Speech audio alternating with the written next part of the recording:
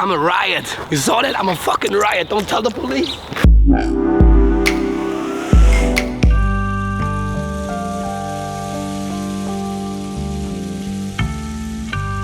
Also mein Name ist Damian Davis, ich bin Schauspieler, Musiker und absolute Labertasche, Lebemann und Familienvater. Ihr kennt mich vielleicht aus Film, Funk und Fernsehen, aus den Kinofilmen Das System, Whole Train oder Blutsbrüders. Und ich habe ein paar Alben rausgebracht auf Spoken View Records, 3 an der Zahl. Das 4. Album ist gerade rausgekommen, heißt Querfeldein. Ja, wie gesagt, ey, hier sind im Buch sind eine Menge Sachen passiert. Auf jeden Fall, ich will jetzt auch nicht alle die ganzen Horrorgeschichten auspacken, aber eine Geschichte kann ich mich auf jeden Fall noch ganz genau erinnern. Da gab es halt einen Typen, der hatte eine Gasknarre mit.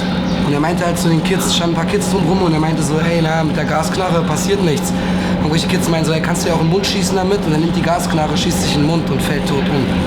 Das war auf jeden Fall eine heftige Aktion. Das hat echt jahrelange Albträume hinter sich hergezogen. Und wir laufen heute querfeldein durch die Geschichte meiner Herkunft, einmal quer durch Berlin an alle möglichen Wohnorte, wo ich gelebt habe.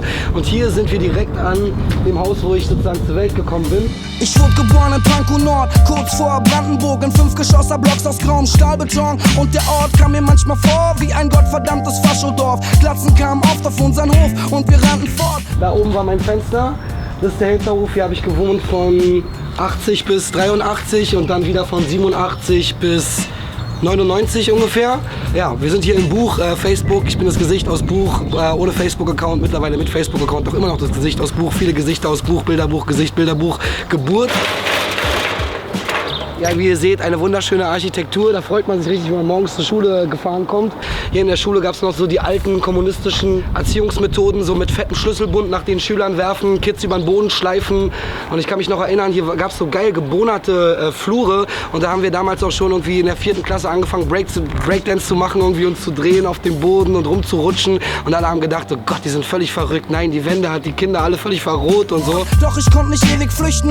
Ich musste mich aus der Gegend verpissen, weil sie mich dort nie vermissten. Ich nahm den Train in die City, ging unzählige Schritte, durchkämmte wirklich jedes Viertel, nicht nur die Szenebezirke, Pierberg und Mitte. Ich fuhr raus bis Bernau zum Training, ging in Dahlem zur Uni, war in Spandau, skaten, fuhr bis Rathaus Steglitz, um die Parts aufzunehmen. Musste auf langem Stau stehen, mir die Rush-Hour geben. Ja, Graffiti-mäßig ging natürlich hier auch eine Menge. So nach der Wende war halt hier so draußen autonomes Gebiet. Die Bahnen sahen teilweise echt aus wie Mördersau. Da waren alle Lampen abgerissen, Sitze rausgetreten. Dann ging diese ganze S-Bahn-Surf-Sache los. Aufs Dach klettern, von Door to Door laufen und so. Da war schon eine Menge los auf jeden Fall nach der Wende so bis 95. In diesem Haus hat auch mein Schauspielkollege Jakob Matschens gewohnt, mit dem ich Whole Train zusammen gedreht habe. Und das System, witzigerweise sind wir uns nie über den Weg gelaufen hier im Buch. Hier gab es auf jeden Fall eine Zeit lang nach der Wende waren so, hey, was bist du, links oder rechts? Und hier sind richtig Nazis marschiert mit SS-Fahne und so ein Scheiß und so. Und wurden eine Menge Leute auch mies verprügelt. Ich habe hier auch mal ein Konzert gegeben für einen älteren Mann, der umgebracht wurde von ein paar Faschisten. Also es war schon ziemlich hart. Ich habe auch teilweise im Bus gesessen nachts und ich habe irgendwie Rage Against the Machine gehört. Die Nazis haben mir meine Kopfhörer runtergehauen, mir ein paar in die Fresse gehauen. Ich war voll klein, noch irgendwie 13 oder 12 oder so. Und man musste halt einfach anfangen zu heulen. Der Busfahrer hat nichts gemacht, so. Es waren hier so teilweise Linien des Grauens. Und hier zieht sich ja eh so eine Nazi-Schneise von Buch über Karo, Blankenburg, Otto, Mageschke, war auch so ein mieser Nazi-Treff. Irgendwann wird diese Station so heißen, da bin ich mir ganz, ganz sicher. Ich bin eigentlich Punkgoer. Ich mache Crossover, eine Mischung aus Punk und Goa. Guck mal hier. Dicker, guten Morgen. Peace out an alle Writer. Es lohnt sich wieder richtig. Es ist richtig gut, dass es wieder richtig viele Trainbomber gibt. Wundervoll. Shoutouts an die ganzen Motherfucker, die rausgehen, Alter, auf jeden Fall. Also, wir sind jetzt im Prenzlauer Berg. Oh, erste Etage, genau über Vielmann. Can you feel it, man? Habe ich irgendwie 2-3 Jahre gewohnt. Ich bin so underground, bei mir hält die U-Bahn vor der Tür. Die Tram ballert hier auch noch lang, die Busse fahren hier lang, die U-Bahn fährt hier lang. Also urbaner geht's nicht. Ja, mehrere Tracks hier geschrieben, Whole Train hier geschrieben, Marschmusik hier geschrieben. Eigentlich fast ganz am Ende des Tunnels-Albums wurde in dieser Wohnung geschrieben. Und er bricht ins Haus ein. Also er bricht nicht ins Haus ein, er bricht durchs Dach ins Haus ein. Geht durch die Decke, Digga. Ich gehe durch die Decke, Maisonette-Wohnung. Hier bin ich groß geworden und verdammt viel rumgekommen. Ich war immer unterwegs, immer unterwegs, immer unterwegs. Berlin steht für Abwechslung, vom Randbezirk zum Stadtzentrum.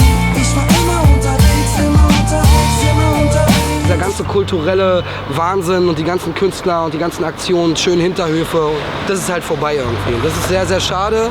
Aber es gibt bestimmt noch genug Leute, die sich daran erinnern und die auch weiter noch ihren Weg gehen und sich davon irgendwie nicht kaputt machen lassen von zu hohen Mietpreisen und so.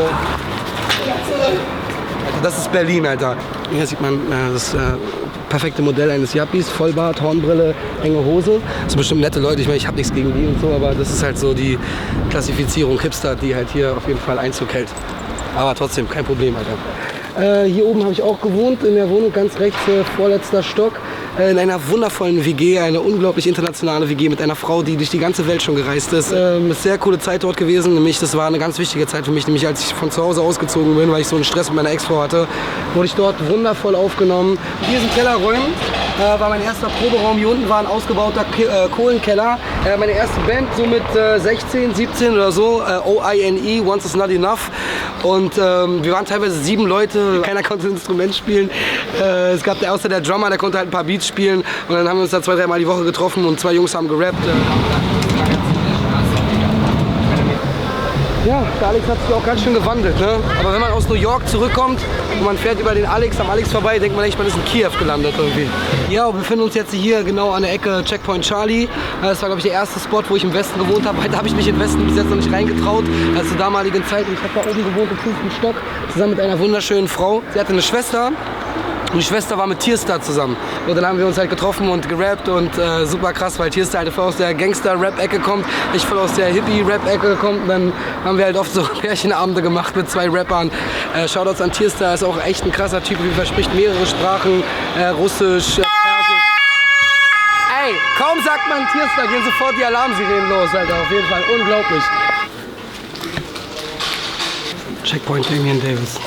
Ich wohnte in Schöneberg mit diesem süßen Girl im Hochparterre, mitten im Berufsverkehr. Und der Boden vibrierte oft so stark, dass wir genau wussten, wann die U-Bahn fährt. Dort unter der Erde, but Love was in the air. Hip-Hop eroberte mein Herz, doch ich zog zurück nach Köpenick. Haus mit schönem Blick, leider gewöhnte ich mich nur zögerlich an diese gut bürgerliche Mittelschicht, in der der Kunde König ist. Man selbst am Dönergrill kaum noch Türkisch spricht. Wir sind jetzt hier in Schöneberg, hier habe ich auch mal gewohnt, hier in der Westabstraße 7, 1. Stock, auch mit einer wunderschönen Lady zusammen. Das war die Zeit, wo ich bei Chaosloge war. Es war halt so eine ganz kleine Wohnung. Auf dem Hinterhof gibt es auch wirklich Hasen. Man konnte mal rausgucken im Sommer, da laufen wirklich Hasen rum. Das ist richtig romantisch, so richtig niedliche Wohnung. Die Wohnung war so klein, dass ich immer ins Bad gegangen bin, um Texte zu schreiben. Das war wirklich so neben der Waschmaschine und habe dann nachts so wie 3 Stunden im Bad gechillt und habe meine Texte geschrieben, weil ich meine Freundin halt nicht stressen wollte mit meiner lauten Musik. Ich weiß gar nicht, ob ich oben rankomme. Musst du das vielleicht mal machen?